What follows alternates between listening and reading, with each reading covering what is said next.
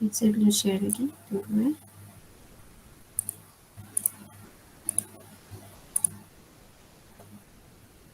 Okay. So ini adalah chapter 1 and 2. Objektif utama dalam chapter 1 and 2 is about software development method.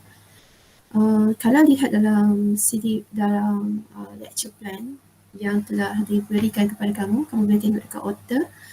Chapter 1 adalah berkenaan dengan introduction to programming. So yang last week saya dah ajar sikit macam mana nak guna software. Software tu secara online. Manakala yang secara offline, software tu saya belum ajar lagi. Hopefully by next week kita insyaAllah dah boleh tengok yang offline dan juga online. Tengoklah kesesuaian dekat mana macam mana. Okay. Right. Jadi dalam lecture plan tu juga untuk chapter 2 dia adalah tentang chapter 2 juga adalah tentang hardware and software.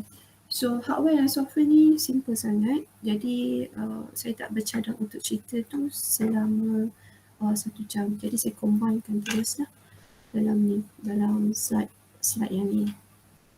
Okay. So tujuan utamanya berkenaan dengan software development method. So at the end of this chapter, it should be you know about all the steps in the SDM dan juga you boleh namakan setiap step tu mengikut urutan dan fahamlah apa setiap step tu buat. Okay. So kita tengok dulu what is in this chapter. So sebelum kita pergi ke programming, kita kena tahu terminologi. Right? So ada beberapa terminologi yang kita akan gunakan di dalam subjek ni, dalam kursus ni, iaitu first is about program. So what is program? The definitions of program is a set of instruction for a computer to follow to perform a task. Okay, to perform a specific task.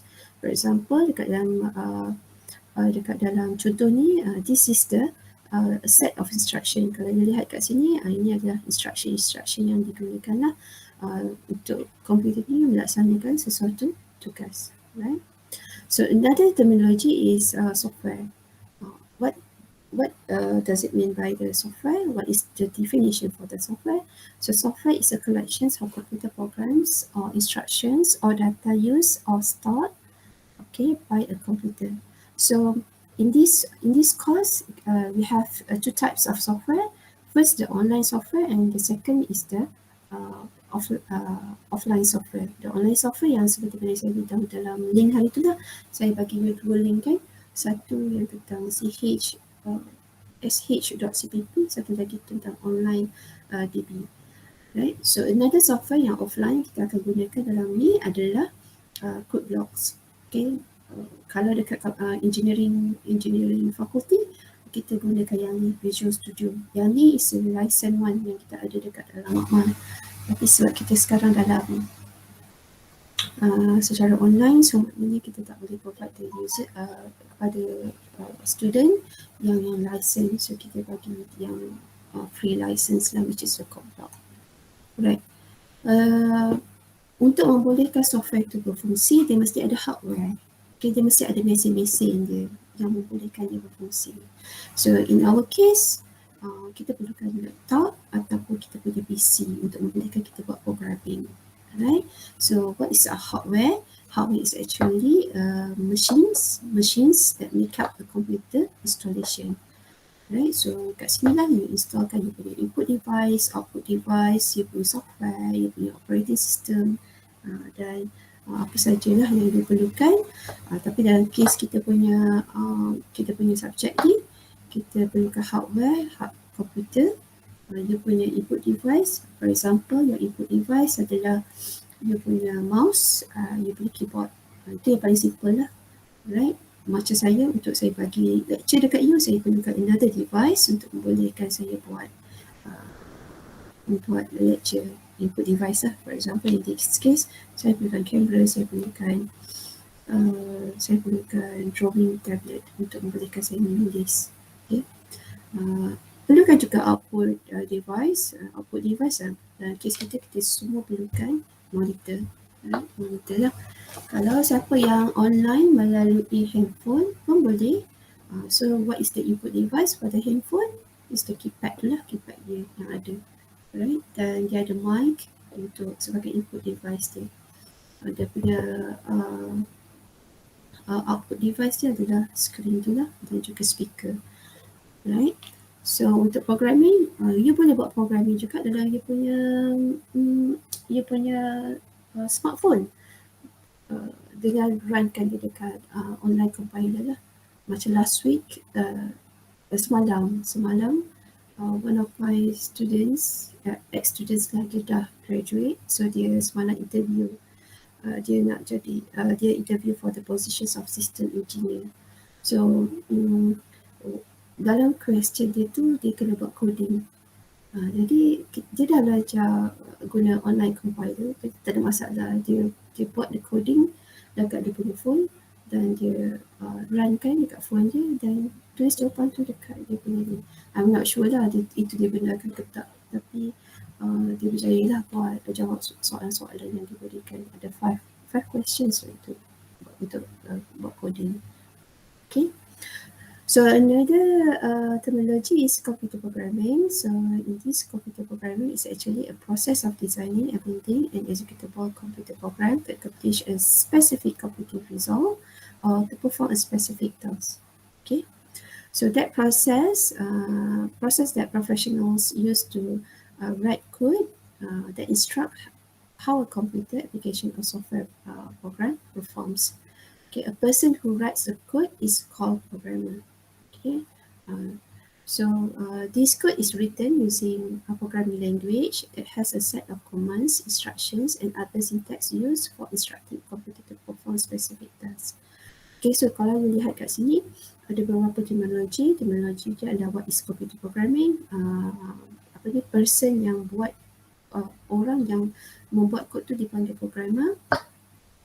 Dan kita tulis kod tu dengan menggunakan bahasa sesuatu bahasa tu yang dinamakan programming language.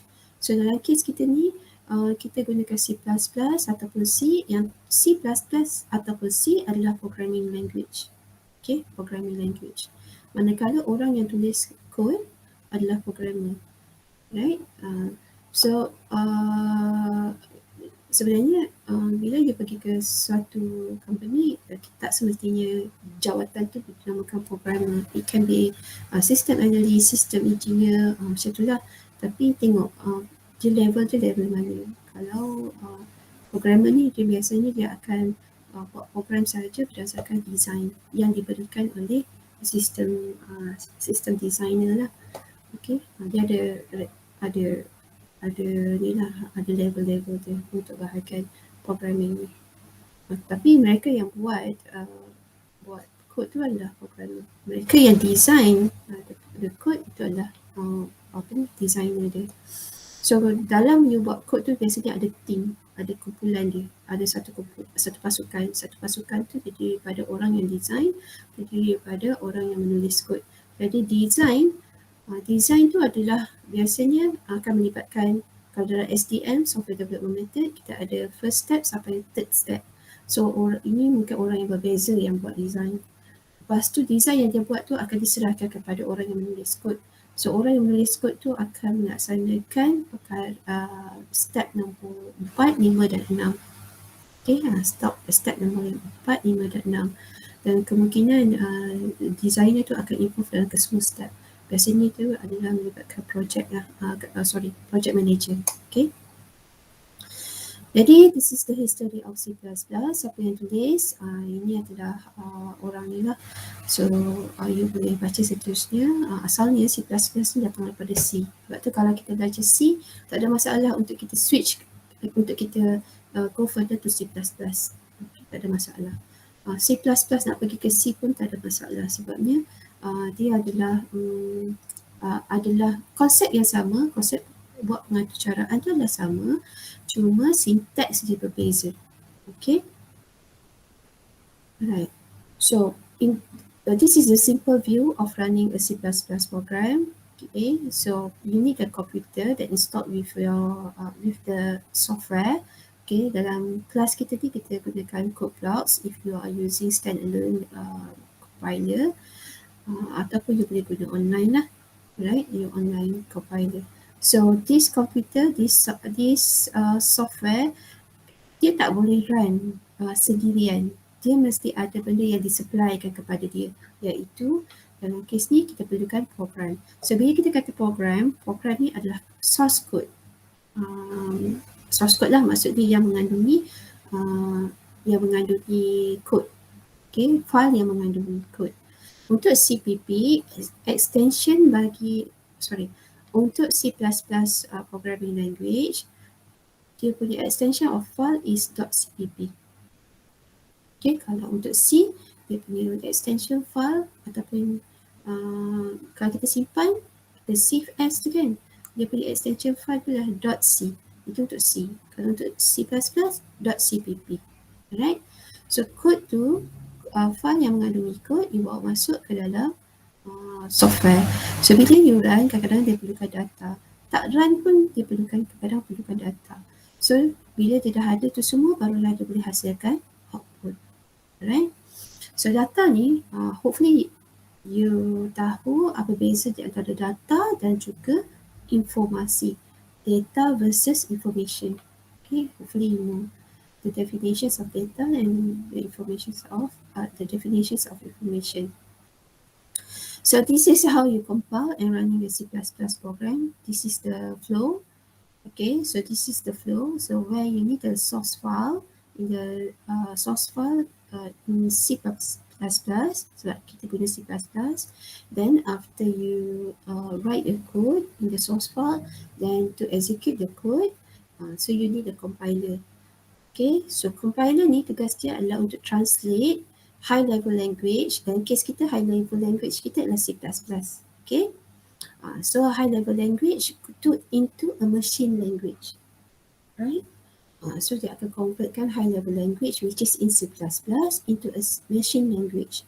So supaya komputer can directly understand and execute. Sebab komputer hanya faham machine language sahaja. Okay, siapa tahu machine language tu apa? Dalam bentuk binary. Yes, binary. So binary tu apa? Macam mana bentuk binary? 1 kosong kan? Dua nombor je yang dia ada 1 and 0. Okay, so dia mesti translatekan bahasa ni, high level language ni kepada machine language. Apa-apa saja bahasa yang diberi kepada dia mesti ditranslate kepada machine language. So dalam kes ni yang translatekan daripada high level language kepada machine language is a compiler. Okay, then daripada situ dia akan menghasilkan object code.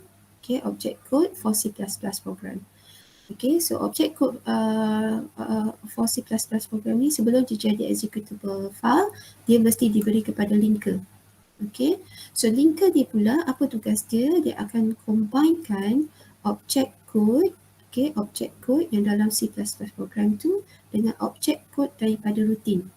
Okay, object code routine ni, ini yang you nampak tadi, include stdio.h. Itu kalau C lah. Kalau include IO stream. So maknanya IO stream tu adalah routines, library. Okay, library yang digunakan dalam program. So contohnya dalam kes ni, saya patah balik, kalau you lihat kat sini, untuk program ni, okay, program ni bila dia tukar kepada object code, so object code ni dia kena linkkan dengan tiga file ni. Okay, ini yang dia katakan routines. Okay, routine daripada IO stream, routine daripada Conio, routine daripada proses. Okay, dia dah linkkan tu barulah dia boleh hasilkan executable file. Okay, alright, so ada soalan? Adakah mana awak masuk, saya kena allow dia dulu. Design tu nanti kita guna HTML ataupun pakai code blocks tu? Untuk step 1 hingga step 3, dia sebenarnya tak ada spesifik tak ada spesifik tools. Biasanya paling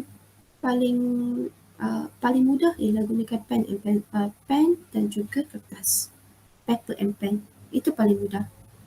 Design. Kalau you melukis kan, you just sketching kan. So kita dalam kes kita ialah kita boleh menulis pakai pen atau pen kertas. Kalau untuk membolehkan terus pergi ke documentation, saya cadangkan terus pergi ke gunakan software untuk documentation. For example, let's say dekat company you, documentation dia gunakan Word. So gunakanlah Word untuk produce design. Kalau design kamu tu perlukan guna Visio, biasanya ada design tertentu yang perlukan lukisan-lukisan, kami gunakan Visio. Visio lah, sebab Visio tu dia boleh providekan kita flowchart. Okay. So kita tak ada guna masa design tu dia bergantung kepada company tu. Company tu nak guna apa. Tapi paling tu pun biasanya paling mudah ialah Word lah. Word tu paling mudah kita gunakan untuk sketching. Right? Ada soalan lain? Okay. Sejak tu maknanya tak ada soalan. Okay, so kita pergi ke the next slide. The next slide is about bila kita dah tahu macam mana nak compile and run, so kita tahu steps dia, apa yang melibatkan, apa komponen-komponen yang terlibat. Now we go to the this one. So bila you compile and run the program, tak semestinya dia sukses. Ya, ada soalan? Tak ada. Okay. Tak ada. Bila saya buat slideshow kan, saya dah tak nampak kamu kat belakang tu. So kalau ada soalan, memang kena guna mic. Kalau ada type, saya memang tak nampak. Jadi kena ni lah, sebab saya tak buka dua device. Okay. So kalau you lihat dekat sini, slide ni, dia kata compiling and running a C++ program. Kenapa dia kena cerita pasal types of error? Okay, kenapa? Sebab kalau sekiranya you buat satu program, you buat code, dia tak semestinya sentiasa sukses, terus dapat output. Macam minggu lepas, tiap kali yang kita buat semuanya tu, kita dapat output dia. Macam seolah tak ada masalah je buat program terus dapat output. Okay. Tapi ada ketikanya kod yang kita bagi tu, kod yang kita tulis tu, bila kita compile, kita run, ada error. So error ni dalam programming biasanya ada 3 error. Bukan biasanya, memang ada 3 jenis error je, iaitu compiler error, runtime error, logic error. Okay, compiler error, runtime error, logic error. Compiler error ni biasanya berlaku apabila you tekan, kalau you boleh recall last week punya, kita tekan button run je, lepas tu dia buat compilation, lepas tu kalau dia ada keluar error, dia akan beritahu error. Okay, tu yang dinamakan compile error. Okay, tu yang dinamakan compile error, di mana error tu berlaku disebabkan oleh syntax. Okay, syntax ni kalau dalam bahasa mudahnya dia adalah tata bahasa lah. Okay, tata bahasa, ejaan, macam tu lah. Contohnya macam the last time saya tunjukkan missing semicolon. Okay, maksudnya semicolon tak ada pada setiap penghujung kod. Baris kod tu tak ada semicolon. So itu adalah compile error. Kenapa? Sebab memang dah peraturannya untuk kita menulis programming language untuk C++, di penghujungnya mesti ada semicolon, mesti diakhiri dengan semicolon. Contoh lain ialah setiap keywords bagi C++ mesti ditulis dengan huruf kecil. Keywords kata kunci dia mesti ditulis dengan huruf kecil. Contohnya macam cout, cin, include, main, int. So itu semua mesti ditulis dengan huruf kecil. Tapi kalau awak type dengan huruf besar, so bila you compile, dia akan keluarkan syntax error. Okay, which is compile error. So compile error ni tak ada masalah. Ini biasanya dia akan keluarkan dekat window, output window tu. Beritahu error tu dekat baris mana, apa error dia. So you just recall balik apa yang you belajar dan implement lah macam mana untuk betulkan error, betulkan syntax tu. Yang ni senang. Compile error biasanya senang. Okay, kita pergi ke jenis yang kedua, which is runtime error.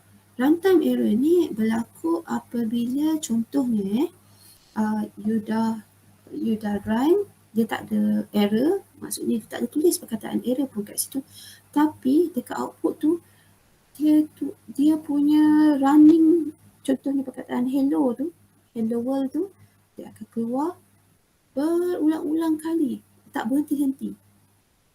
Itu runtime error. Okey, bila dia tak berhenti-henti macam tu, seolah-olahnya awak tak boleh buat apa-apa. Kadang kalau setengah komputer dia boleh hang.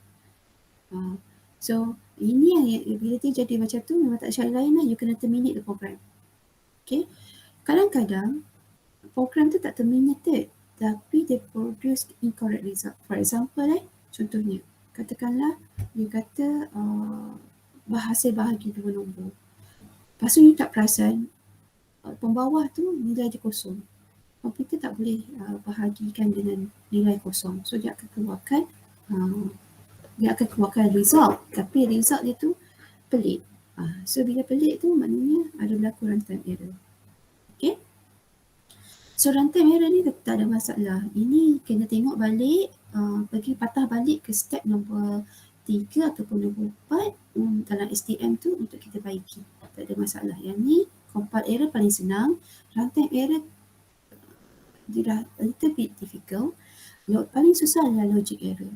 Logic error ni memang paling susah. Alright. So kalau kita lihat logic error ni, dia kata the program appears to execute properly. Maksudnya dekat output tu dia memang keluar sukses. Dia keluarlah dia keluar result yang dia keluarlah display dia, keluarkan output dia. Tapi contohnya katakanlah 100 kali 2 sepatutnya menghasilkan 200. Kan 100 kali 2 sepatutnya menghasilkan 200. Tiba-tiba dia keluarkan 102. Okey. 100 kali 2 sepatutnya 200, tapi dia menghasilkan 102. Dia punya komputer menghasilkan 102. Maknanya itu ada logic error. Okay, ada logic error. So, bila logic error ni biasanya disebabkan oleh step ketika buat problem solution tu salah. Okay, incorrect step. Kat sini dah mention, biasanya incorrect steps in the solution. Jadi kita kena check balik kod kita tu daripada awal sampai ke sehingga kita jumpalah kawasan kat mana yang menyebabkan dia punya logic error. Yang ni, error ni dia tak akan tulis tau dekat you punya output window tu. Cuma bila you tengok result, kenapa pelik result dia ni? 100 kali 2 sepatutnya 200. Kenapa 102 ni? You kena check balik lah. Check kod tu satu. Dia tak ada masalah kalau sekiranya kod awak tu cuma 10 baris je. Senang dia cari, insyaAllah.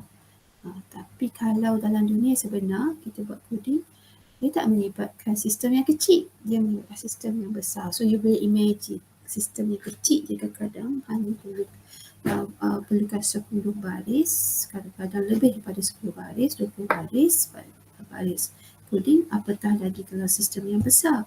So dia ambil masa lah untuk kita troubleshoot the logic error. Okay. So that's why perlunya documentation tu. Documentation yang baik akan membolehkan cepat kita identify kat mana apabila berlakunya logic error. Okay. Right, ada soalan setakat ni? Sebab saya nak pergi ke topik yang penting ni, STM. Tak ada. Nice. Tak ada. Yang lain? Ada soalan? Tak ada. Okey. Okey ya? Tak ada. Okey.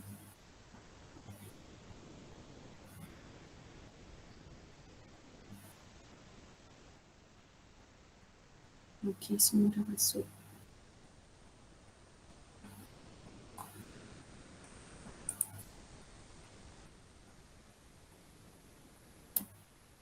Okey. So topik ni penting. Kenapa saya kata penting? Sebab inilah yang akan dipakai berulang-ulang kali dalam berbuat atau cara. Okey, dalam buat program. The SDM, Software Development Model. Some books refer it as a software development method. So bolehlah mana-mana. Ada yang sebut dia sebagai saya lupa apa nama dia. Nanti kalau ingat saya beritahu. Jadi istilah-istilah lain lah yang digunakan. Tapi buku yang saya pakai ni dia refer it as a software development model ataupun method. Saya tak gunakan satu buku je untuk nota-nota macam ni. Ada berbagai buku lah. Saya akan pilih mana yang mudah untuk dibagi expedition. Right. So kita lihat kat sini. Ini saya beritahu lah source dia kat mana saya dapat. This is the essence of C for electronic engineers. Sebab saya belajar engineering kan, so saya pergi ke electronic engineers. Tapi sebenarnya dia sama je.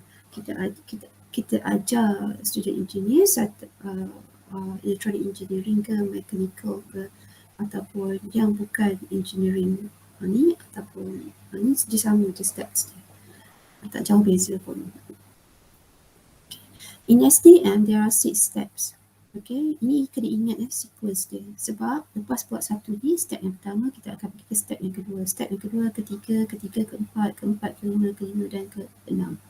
Right, so kalau you lihat yang pertama ni, the first step is actually requirement specification.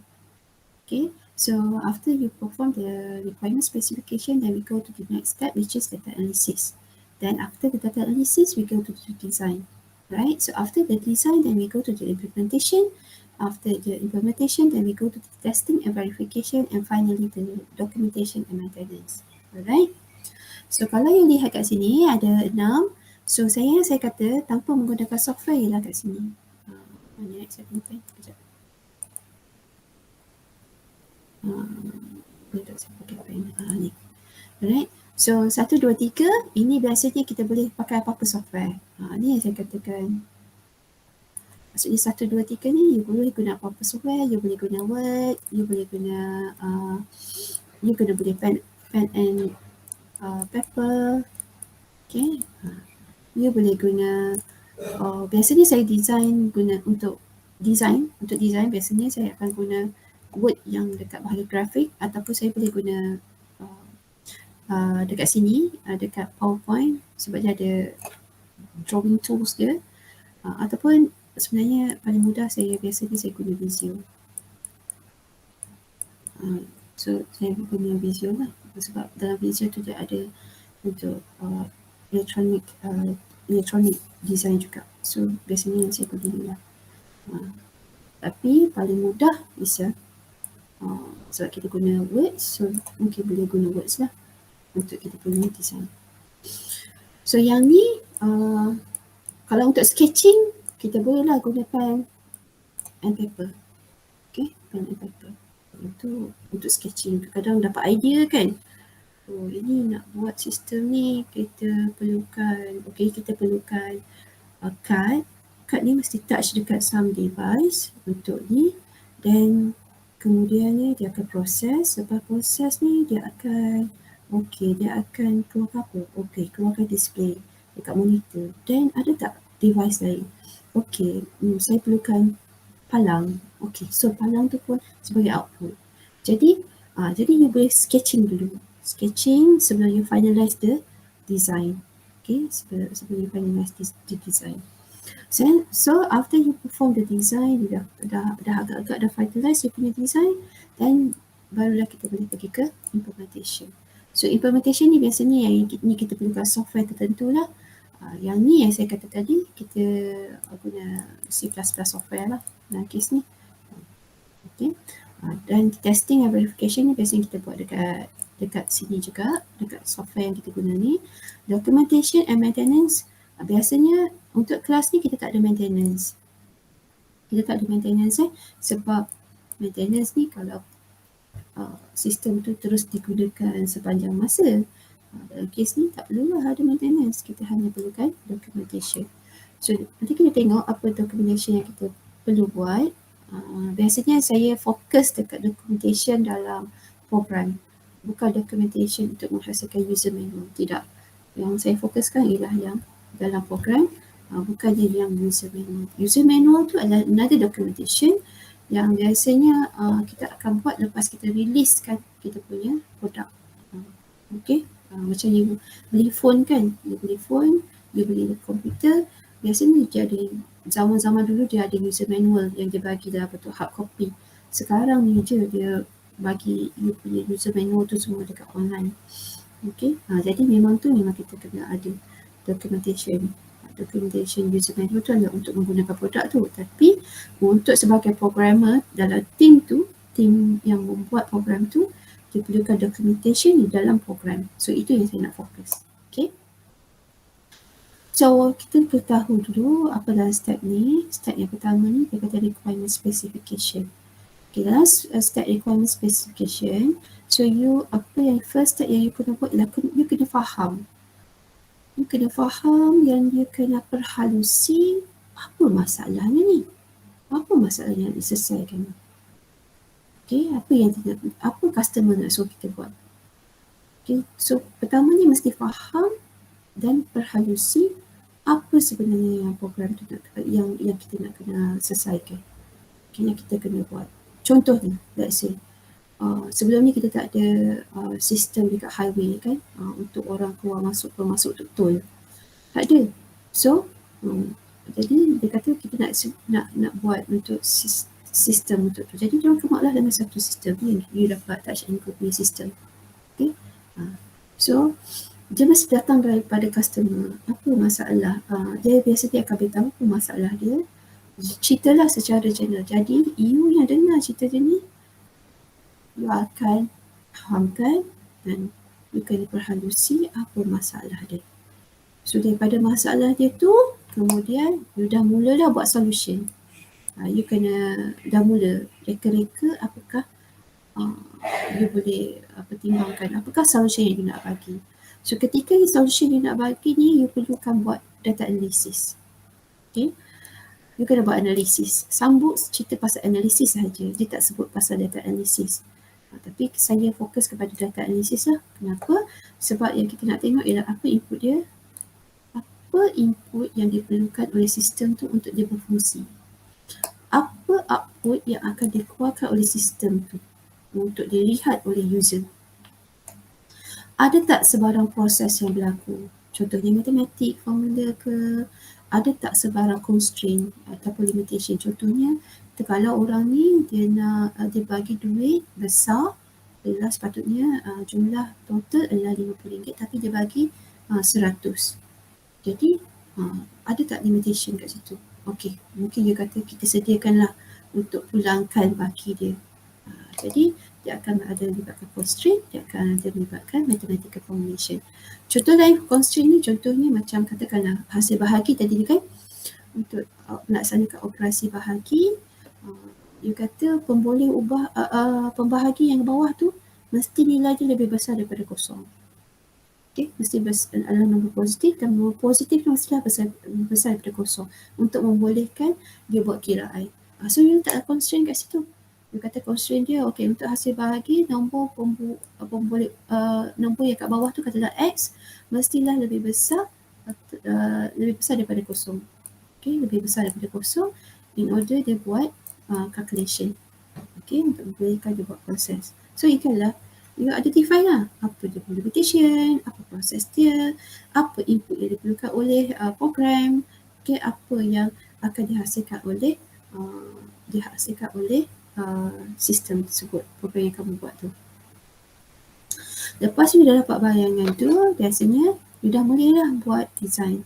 Design ni, apa yang kita nak design? Kita design algoritma. Apa dia algoritma? Algoritma adalah step by step to perform solution. Okay, step by step to perform specific solution. Okay. So step by step to perform specific solution, biasanya kita akan gunakan kaedah break problems. Okay, di mana kita kalau problem tu besar sangat, so apa yang kita buat ialah kita akan pecahkan problem tu kepada kecil-kecil. Problem tu kecil-kecil lah. Contohnya katakanlah you ada SMAP system kan. SMAP system. SMAP system tu dalam tu ada macam-macam. Jadi sebelum dia buat macam-macam tu sebenarnya dia buat kecil-kecil dulu. Dia buat pendaftaran dulu. Okey, dah buat pendaftaran, kemudian mungkin dia akan buat tengok keputusan peperiksaan. So itu dah satu sub problem, keluarkan result. tengok pendaftaran. Okay, apa lagi? Tengok kewangan dan macam-macam lagi lah. Okay, so dia akan jadi beberapa smaller sub-problems. Okay, so bila you dah buat algorithms dia, you dah dapat bayangkan apa algorithm dia, biasanya kita akan mula menulis ataupun kita mula mendokumentkan apa algorithm kita. Biasanya kita gunakan sama ada pseudocode ataupun flowchart. Maksudnya ini adalah tools yang kita gunakan untuk menggambarkan kita punya algorithms, iaitu sama ada pseudocode ataupun flowchart. Okay. Ataupun dua-dua, boleh dua-dua, tak ada masalah. Right? So pseudocode dan flowchart ni pun dia tak gunakan specific software ataupun specific tools. Pseudocode you boleh type sendiri, guna Word, guna apa-apa saja software. Ataupun kalau you nak sketching pun boleh, maksudnya you tulis dulu kat kertas untuk hasilkan pseudocode ataupun flowchart. But then you have to documentkan dia. So bila you pergi ke document, tengoklah kalau you punya company tu minta digital documentation, so you have to put it in the software lah, sama ada punya Word dan sebagainya. Okay. Nanti lepas ni kita tengok spesifik dekat sini, dekat design. Macam mana nak buat guna pseudocode, macam mana kita nak buat guna flowchart. So design yang you buat dekat sini, dekat step nombor 3, kemudian dia akan pergi ke sinilah. Dah design, mesti you implementkan dia. Implementation mesti berdasarkan design. Okay? Implementation mesti berdasarkan design. So saya berulang-ulang kali cakap ni sebab biasanya bila kita biasanya kita ajar ni dah daripada awal, tapi bila pelajar tu buat projek masa tahun 4 nanti, dia terus dia buat dia punya ni design dia tak ada. Tapi kita kata nak tengok design dulu. Kenapa kita perlukan design ni? Sebabnya design ni, bila you buat design dulu, dia boleh meminimalkan cost. Cost tu tak semestinya dari segi duit yang dikeluarkan. So kena ingat, bila kita kerja, masa kita tu adalah juga cost. Okay, sebab bila you kerja, you dibayar berdasarkan masa yang you diberi, yang dibagi kepada kamu.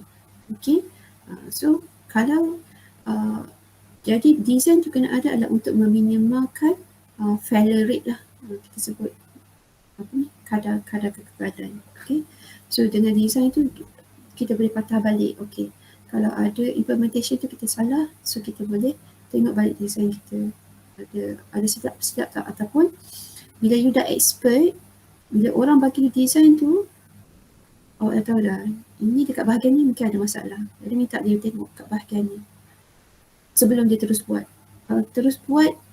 Dia dah melibatkan kos yang lain. Okay, jadi pentingnya design tu sebelum pergi ke implementation. So implementation ni mestilah berdasarkan daripada design. So sometimes dalam software kita tak ada masalah sangat, sebab kalau kita ada kesilapan kat sini, kita boleh patah balik tu hanya dengan menggunakan software saja. Tapi kalau dia melibatkan hardware, kena ingat yang hardware kena tukar, kena beli lain. So itu dah tedious punya proses lah. Okay. So the implementation untuk kita punya subjek adalah dengan implementkan algorithm ni dengan menggunakan C++. Okay. Dia bergantung lah macam mana yang saya beritahu hari tu. C++, kalau you gunakan C, maknanya algorithm yang you design kat sini, you kena implement gunakan C. Kalau you guna Python, maknanya algorithm yang implement kat sini, you akan pergi ke Python. Okay. So kalau sekiranya program yang kamu buat tu ada error, so you kena fixkan dulu supaya you boleh pergi ke the next step. Okay, next step ni dengan melaksanakan testing and verification. So dalam testing and verification, kenapa kita buat testing and verification? Sebab kita buat testing dulu, baru kita boleh verify. So dalam testing ni kita akan perform required function properly. So di mana kita akan buat several several execution using different sets of data. Alright, so pastikan you dah buat execution beberapa kali dengan beberapa set of data, dan barulah you boleh kata okay, program ni betul. Okay, dah boleh deliver kepada customer. Right, verification. Maknanya dah verify lah program ni tak ada masalah, kita dah boleh release kepada customer. Okay, dan ketika kita sebelum kita release betul-betul kepada kita punya customer, kita mesti ada documentation. Okay, documentation, and then ni ada maintenance lah. Biasanya kita kalau kita provide kita punya software kepada customer, biasanya kita ada tempoh bertenang, di mana kalau sekiranya ada ralat ke apa, ada error ke apa dekat site customer, kita mungkin tak bagikan charge. Let's say 1 tahun kita kata 1 tahun kalau ada apa-apa boleh dia datang kita tak charge. Tapi selepas setahun kita mungkin kenakan charge sekiranya dia perlukan advice daripada kita untuk betulkan error dia. Okay. So what is in documentation? Documentation is concerned with ongoing corrections of problems, okay, revision to be changing needs and addition of new features. Okay, sebab tu kadang-kadang you nampak ada software tu, dia ada sistem tu dia kata 1.1, lepas tu 1.2, 1.3, maknanya dia dah release kepada customer, tapi dia akan ada proses upgrading dan upgrading. Okay, so itu yang pentingnya documentation, sebab dia kata the better documentation is, the efficiency this phase can be performed. Right? So documentation yang dekat dalam yang diperlukan biasanya akan melibatkan program description, algorithm development and changes, well commented program listing, and sample test run, and finally users manual. So dalam kita punya kursus ni kita takkan cover yang ni.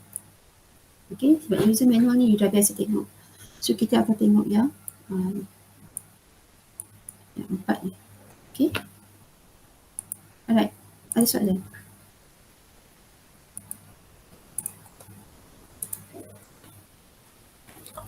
Tak ada. Okay. Ada soalan ni? Yang lain ada soalan? So kena ingat SDM tu dia memang ada step dia mesti kena ingat dia punya flow dia. First apa, second apa, third apa, 4 apa, 5 apa dan 6 apa. Cuma kadang-kadang dalam aktiviti yang kelas saya takkan kata buat 1 dan 2 saya kata buat design. So you dah tahu dah design maknanya sama ada pseudocode atau flowchart. Tengok soalan. Kalau dia kata pseudocode and flowchart, you kena buat dua-dua. Kalau dia kata salah satu, you bagi satu. Kalau sekiranya dia kata buat kalau sekiranya dalam aktiviti tu saya minta do the implementation, so you kena buat implementation sajalah. Di step 1 sampai step 3 tu you kena buat sendiri. Maknanya buat sketching kat tempat lain. Saya cuma nak tahu jawapan dia je. Mungkin macam tu lah. Okay. Alright, so kita pergi ke yang ni adalah explanation further explanation on step number 3 of SDM. Okay, dia akan melibatkan pseudocode dan flowchart. So kita tengok dulu. Kalau you lihat kat sini, dia adalah yang tentang design. Saya fokus kat sini dulu sebab yang ni adalah untuk you akan hasilkan sebelum you masuk ke 4, terutamanya kepada 4 lah, step yang keempat. Okay. So kita pergi ke what is pseudocode. So, macam mana kita tahu? Macam mana kita tahu tadi algoritma tu kita boleh persembahkan dalam bentuk 2 benda, iaitu pseudocode ataupun flowchart. Okay. Alright. So what is pseudocode? Pseudocode is the descriptions of problem solution in a simple and narrative notation. Okay. Ini memang definitions of pseudocode, which is the descriptions of problem solution in a simple and narrative notation. Okay. Dia dalam bentuk tulisan lah. Narrative notation ni maksudnya dalam bentuk tulisan. Okay. Problem solution ni maksudnya steps of step by step to solve the problem. Okay, so you kena describe dia dalam pseudocode. Biasanya dalam program, dalam implementation dunia sebenar, kita gunakan pseudocode. Tapi dalam pembelajaran, student lagi suka guna flowchart. Saya rasa mungkin sebab dia dalam bentuk graphical kan, so you lagi suka melukis daripada menulis full sentence. So dia cakap kat sini, description the problem solution in a simple and narrative notation. So narrative notation ni dalam bentuk, senang dalam bentuk tulisan kan. So dia tak ada, design ni dia tak semestinya dalam bahasa Inggeris. Ni kena beritahulah, tak semestinya dalam bahasa Inggeris. The design algorithm ni boleh gunakan bahasa yang digunakan untuk documentation bagi satu company. Macam contohnya dulu saya bekerja dekat satu company ni, dia menggunakan documentation dia, bahasa dia adalah bahasa Mandarin pun. So dia memang tulisan dia dalam bahasa Mandarin. So macam tu lah. Ikutlah, kalau you kata you kerja dengan company yang memang gunakan bahasa Melayu, you boleh buat pseudocode dan juga flowchart gunakan bahasa Melayu. Dia tak semestinya bahasa Inggeris. Cuma dalam slide ni saya gunakan bahasa Inggeris sebabnya ini memang saya ambil daripada buku-buku lah. Jadi saya just follow je. Okay, just nak info, the narrative notation depends on the language that used in the in your company. Okay, in the company. Right. So for example here, let's say you nak buat satu program yang boleh display high. You nak buat satu program yang boleh display perkataan high. So this is the design that you provide. So you decide to use pseudocode. So it must start begin and it must finish with end statement. So kalau dalam bahasa Melayu dia mula, ni ada akhir lah. So in between this statement, begin and end is a step by step to produce this thing. Okay, dalam case ni orang ni nak buat program untuk display high je. Okay, jadinya so dia kata program saya tu perlu ada satu step je, iaitu display high on the computer screen. Okay. Kalau you lihat perkataan kat sini, dia display ni maknanya output kan, dia keluarkan output.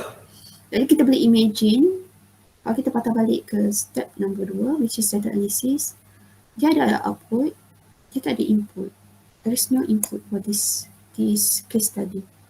There is no process sebab dia tak melibatkan apa-apa proses. Dia tak melibatkan matematik, dia tak melibatkan apa-apa proses yang perlukan further action. It's just want to display. There is no limitation at all. There is no constraint. So kalau macam ni kita boleh imagine lah. Tak ada input, ada output, tak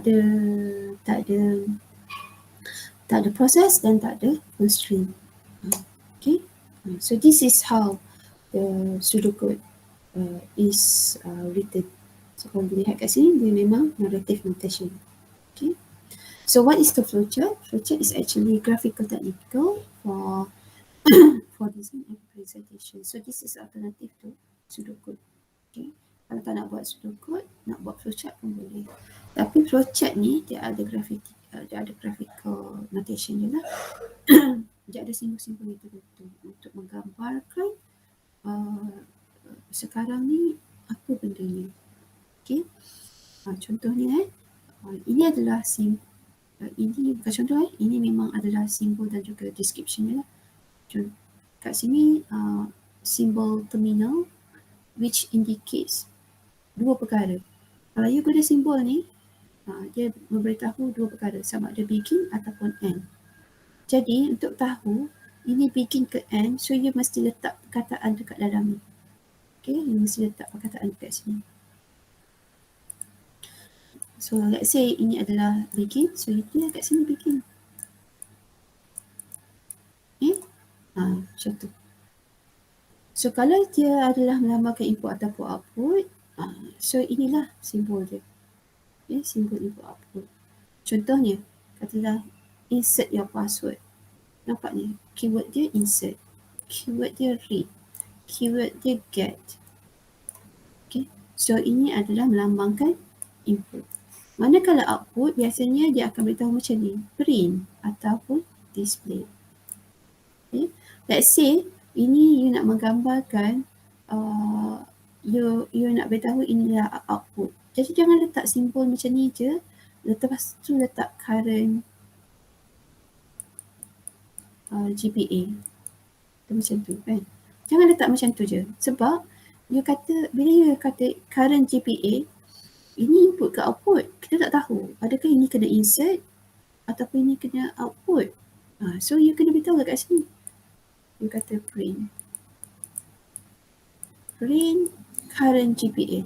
So dah programmer tahu.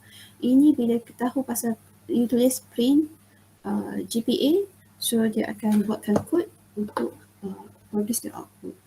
Okay. Then another symbol is a process symbol. So process symbol ni biasanya untuk indicates computation or data manipulation. Ini adalah contoh-contoh ayat yang biasa kita gunakan lah. Set, given, okay, initial, assume, okay. Kalau you lihat kat sini, ini ada melibatkan proses. Sebab dia ada assignment operator. Dalam bahasa mudah, you panggilnya equal kan? Dalam bahasa istilah bahasa pengaturcaraan programming, kita panggilnya assignment operator.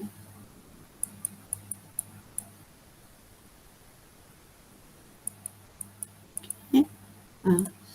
Bahasa biasa kita panggil dia equal, tapi dalam programming this is diistilahkan sebagai assignment operator. So ini melibatkan proses. Macam ni juga melibatkan proses bila dia ada mathematical computation macam ni.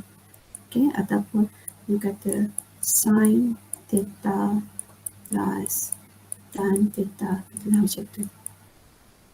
Okay, lepas tu you kata this is J. So ini pun melibatkan proses. So macam nak buat bila you punya design tu melibatkan ni, so you beritahu lah, you perlukan, kalau dia guna flowchart, you bagi simbol ni, kemudian letaklah J sama dengan sin theta plus tan theta. Okay, macam tu. So mesti ada simbol dan juga mesti ada teks. Alright. This is a special symbol. Biasanya kita gunakan untuk for statement. For statement will be covered in the chapter 3. So bila you gunakan for statement, dia biasanya dan gunakan this symbol. This one symbol actually indicates the initial, the final, and the increment value of a loop. Right? So dalam ini adalah for ni adalah repetition. For ni adalah repetition. For ni sebenarnya adalah repetition. So ni adalah repetition. Kita belajar dalam repetition. So dalam repetition ada tiga statement. You boleh guna salah satu lah ikut kesesuaian, iaitu kita ada while, kita ada for. So if you are using for, then maybe you can use this. Kenapa saya kata maybe? Tak semestinya gunanya. You boleh guna cara lain. Alright. So for example, let's say you want to find 10 integers, summations of 10 integers, ataupun 1000 integers, summations of 1000 integers.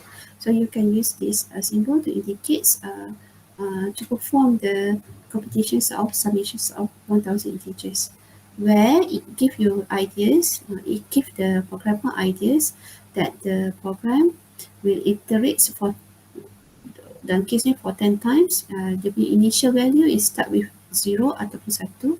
The final value will be 9 or 10. So the increment value is 1. Okay.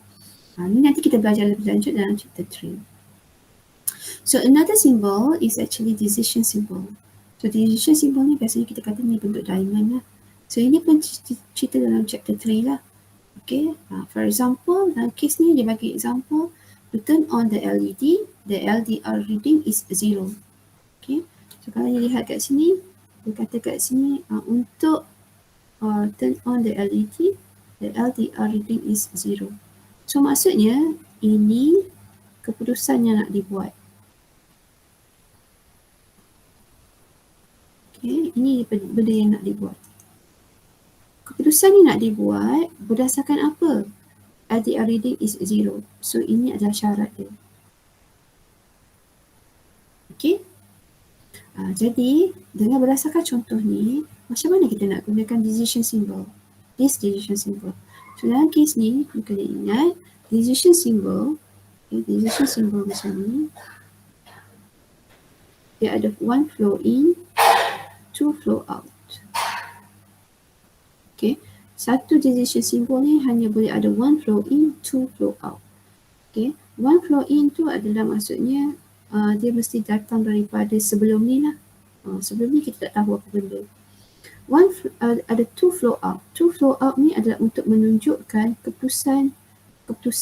Decision. What is the decision? Decision is yes or no. Okay. If yes, do what? If no, do what? So, decision ni mesti dibuatkan berdasarkan syarat lah. Okay. So, dalam kes ni, cabang yang ni mungkin saya boleh kata this is cabang untuk yes. Manakala yang bawah ni mungkin cabang dia adalah untuk no. Okay. Sometimes you akan nampak diorang tulis it's not yes, dia tulis true. True of no ni adalah gunakan false. Okay. So, saya boleh kata simbol macam ni. Okay. Ada flow in. Katalah flow out saya macam ni. So, saya kata this is true. This is flow for true. This is flow for false. Katalah macam tu. So, syarat kat dalam ni. If this syarat is true, then do this. Do this. Okay. If this syarat is false, then do this. Okay. So, kita patah balik ke dalam ni. Ke dalam ni. Contoh ni. Dia kata, syarat dia sekarang, LDR reading ni mesti kosong. Mesti kosong. Baru boleh buat turn on the LED. Okay. So, syarat kat dalam ni ialah LDR. LDR adakah kosong? Dia mesti tanda soalan.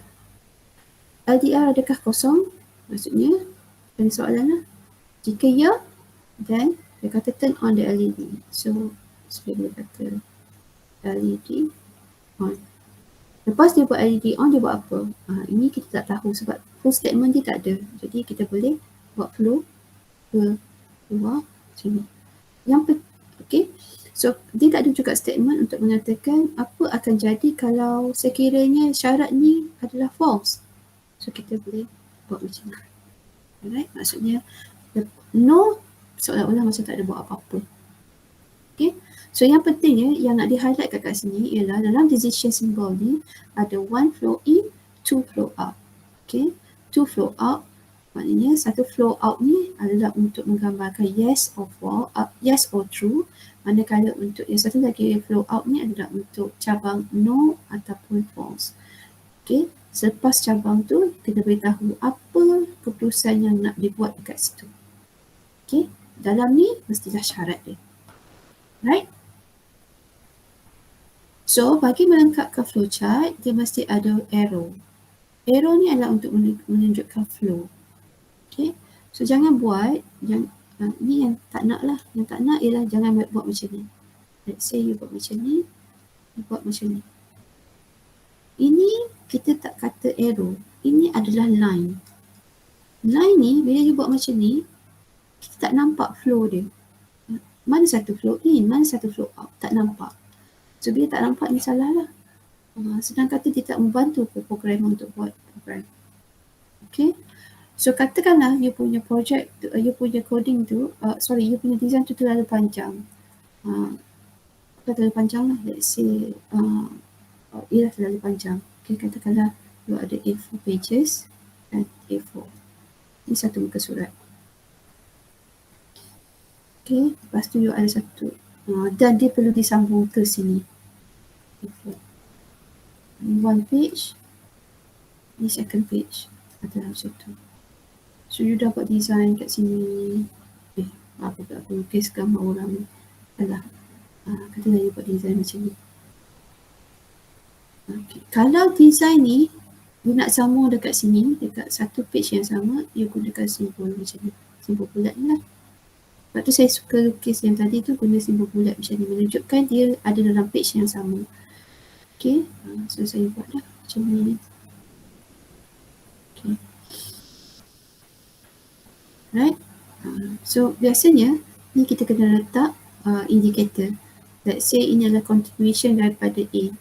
So saya akan beritahu ini sambungan dekat A. Ini asal usulnya adalah datang daripada sini. So bila kita nampak macam ni, oh ini matching dia. A pergi ke A. Tapi kalau sekiranya dia bersambung dekat next page, so gunakan yang ni. So contohnya yang ni dia adalah another page kan. So let's say ini nak sambung dekat page yang berikutnya. So you kata, you guna simbol tu, letak indicator kat situ dan dia akan be macam tu lah.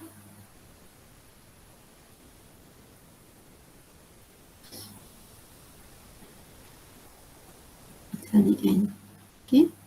So kita akan nampak lah kalau kita ada banyak page, jadi kita tahu yang ni dengan yang ni, ini dia refer kat sini. Yang ni mungkin dekat page lain. See, dia mungkin datang daripada sini. Jadi orang yang tengok documentation you tu tahu algoritma ni datang dari page yang mana dan berasal dari mana. Okay. So itu untuk flowchart. Jadi kalau you lihat, ini sudocode yang dia beri tadi dalam bentuk high. So kalau you nak convertkan dia kepada dalam flowchart, macam begin ni, kita tukarlah kepada begin ni. Okay, N ni pun N, dia simbol sama. Okay, kemudian yang ni jadikan dia macam ni lah. Sebab ini display simbol dia input output kan. Jadi you letaklah simbol kat sini. So lepas tu perkataan display high, kemudian sambungkan dia dengan menggunakan arrow. Ini complete lah dia punya sebagai satu flowchart yang lengkap. Dia ada begin, ada end, kita nampak dan kita nampak flow dia dari mana ke mana. Okay. Ada soalan? Habis dah?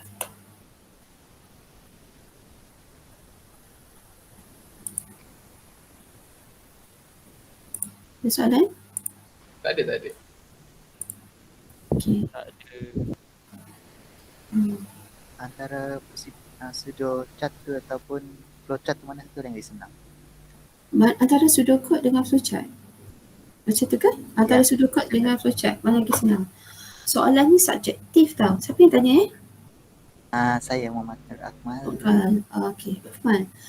Soalan senang ke susah, sedap ke tak sedap, itu subjektif. Dia ikut pengalaman dan pengalaman dengan senang kata preference kita lah. Kalau saya suka dari segi documentation, saya suka pseudocode. Saya suka pseudocode. Kalau dari segi untuk menggambarkan saya punya logic of flow, saya suka guna flowchart. Sebab saya nampak kat mana, lepas ni dia pergi mana.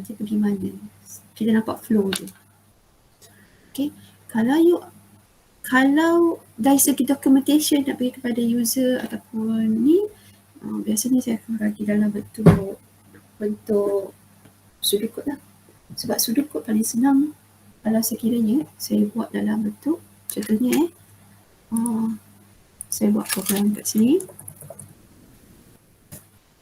Ni saya bagi contoh ni sebenarnya you dah boleh rehat katakanlah ini. Oops.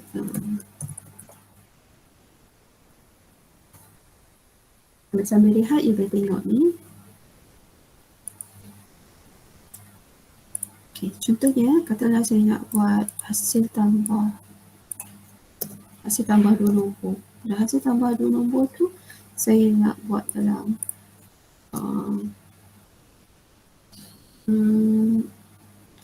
saya nak input dua nombor tu datang daripada keyboard.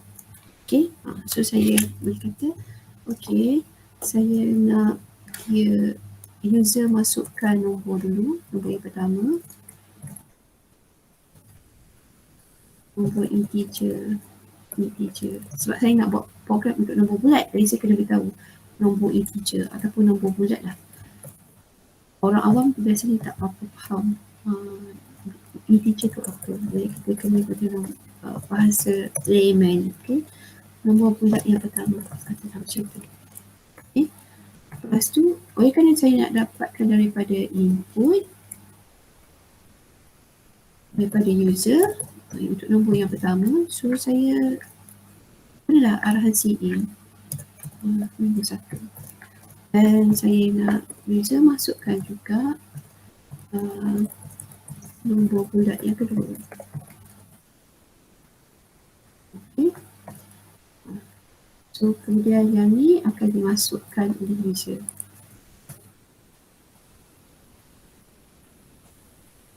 Kemudian saya kata okey, buat hasil tambah, dan buat hasil tambah.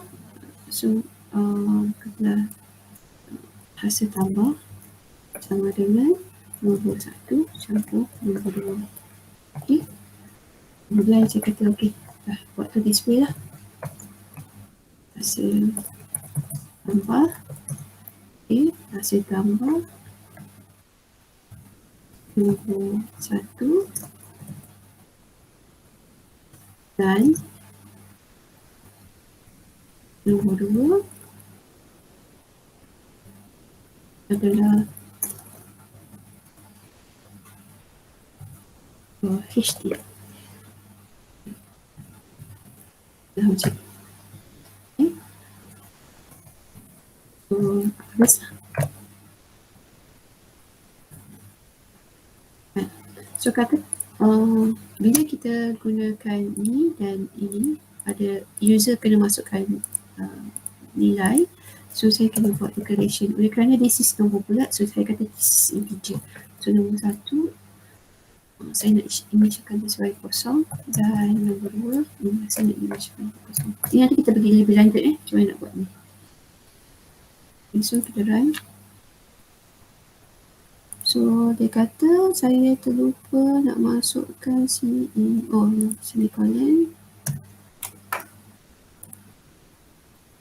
Okay, HD saya tak lupa nak declare, so saya declare dulu.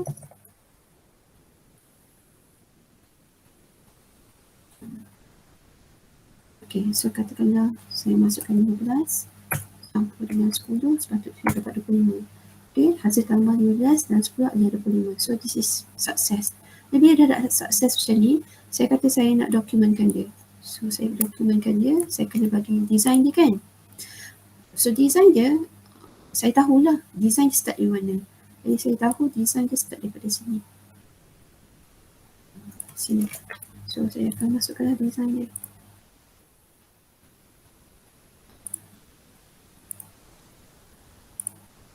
So this is my design.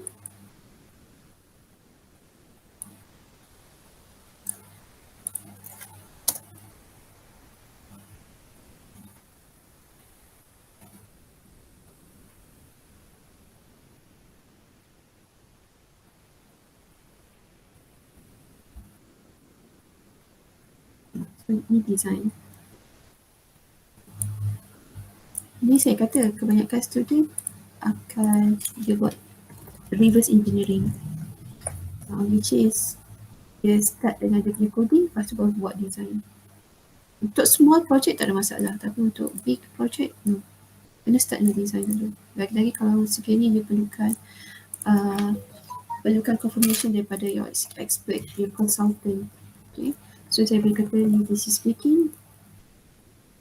So sorry, ini adalah okay. So ini adalah saya punya step kan. So ini step saya di mana. Okay, jadi saya tekan dekat sini initial number 1.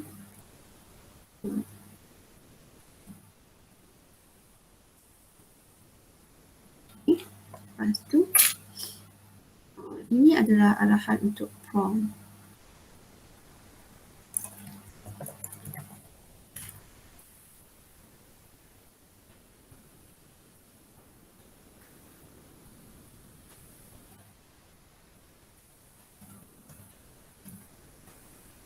So, saya boleh buat ruang ini. Lepas tu C-in adalah untuk menunjukkan kita tengah baca input. So, read number 2. Saya boleh copy ni untuk yang ni. Okay, display message to the user, enter the second number. Okay, and then this is read number 2.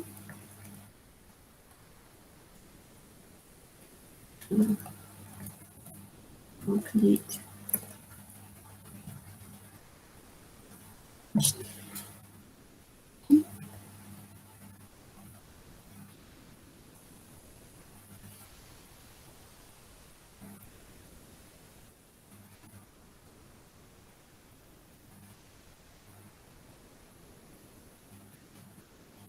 Dan saya cakap, okay, display.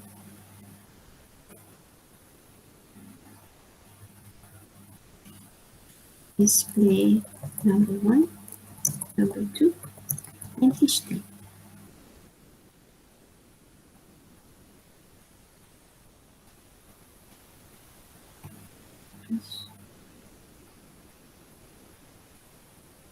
Sorry. Dah. Design tadi untuk program tadi. Okay. So, kalau tanya saya suka dalam bentuk pseudocode if kita nak pergi ke documentation. Kalau sekiranya kita dalam nak buat dia punya logic macam mana step yang pertama, lepas step yang ni nak buat apa so better kita boleh tulis tu dengan gunakan flowchart lah, sebab tu lagi nampak flow dia. Okay, sebab tu saya kata boleh letak dulu. Okay, ada soalan lain?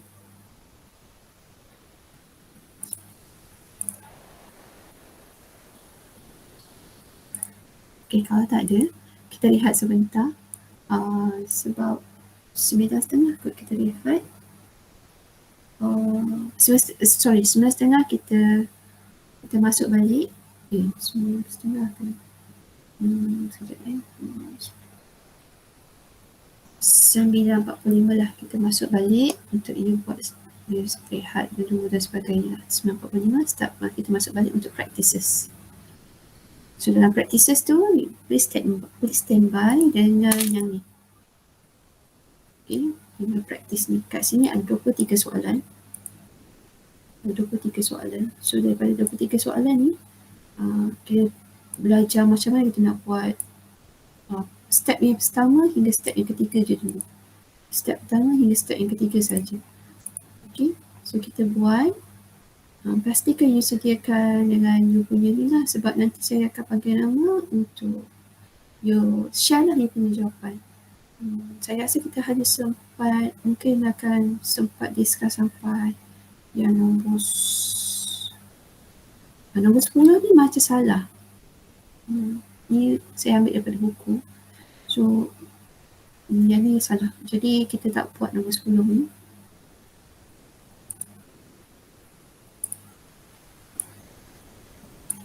Okay, nombor 10 kita buat. So kita rehat dulu. Jadi kita datang balik dengan buat latihan ni. Jadi make sure kita belajarlah kat mana yang kita tadi rasa macam faham, tapi bila buat balik macam tak faham kan. Jadi kita mungkin boleh tambah kefahaman kita dengan buat latihan. Okay. So rehat dulu. 9:45 kita masuk balik. Okay, baik. Terima kasih. Sama.